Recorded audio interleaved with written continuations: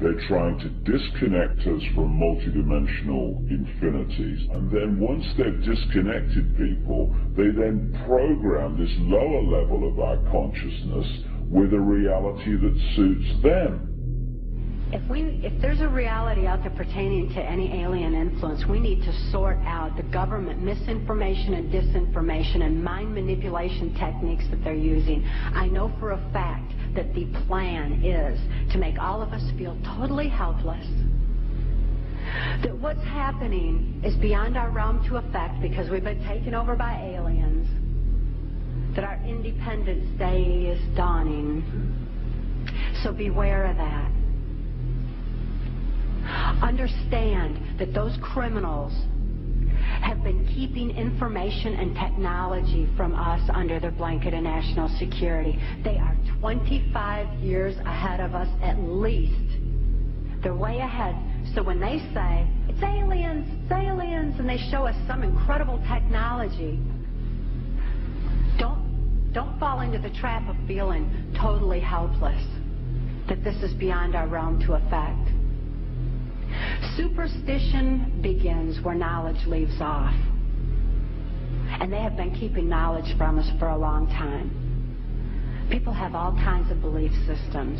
And I'm sure each and every one of you has various and different belief systems as well. I'm not saying that there's no such thing as aliens. That would be foolish of me to even say anything like that at all. But what I am saying is that it was my experience that these were people claiming to be aliens. Some people in this world are about to destroy the sovereignty of nations, take away our Bill of Rights. The UFO thing is integrally tied into this in some way. I'm not exactly sure how, but if extraterrestrials are real, then they're controlling everything, believe me. If they're not real, they're being used as a threat from without, to scare people into coming into this one world global unity of humanity in order to face that external threat. In the process, we're going to lose. The ordinary man will lose. You need to understand, disinformation is deliberate deceit to hide other things. And so there's so much of that. And some of it is surprisingly well-sponsored disinformation. I'm going to sum up this talk and mention an overview of the alien agenda. The alien agenda is really decimate the planet, to take the remaining human subjects as slaves, and the aliens would use this planet for their own means. My question I'd like to ask is this: if the aliens have a 1,200 IQ, can speak all these languages, and are so powerful, what prevents them from just taking over? Well, it's a good question.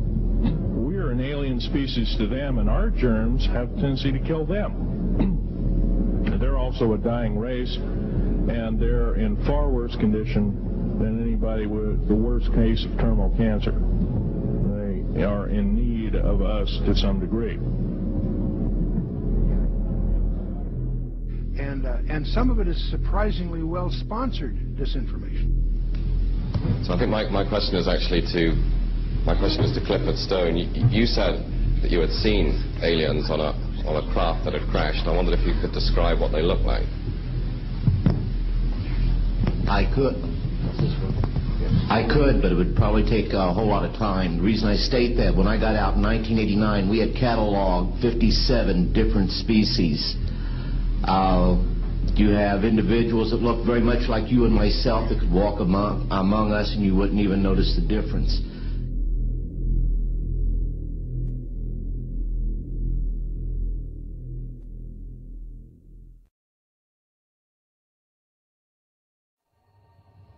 The situation is that you have various types of what we normally call grays. We didn't call them grays in the military, but you had at least 3 types of the grays. You had some that were much taller than we were. The unique thing that I'd like to point out for the most part is that the entities that we did catalog were in fact humanoid. Now this created a situation where the scientific community was trying to figure out why that would be the case, because you would expect that if life evolved on other planets, that they would take on some type of other beings, so to speak, not necessarily look humanoid or be bipedal such as we are. But apparently we got quite a few of the species out there that are humanoid in appearance, and that creates a question that yet has to be answered by science.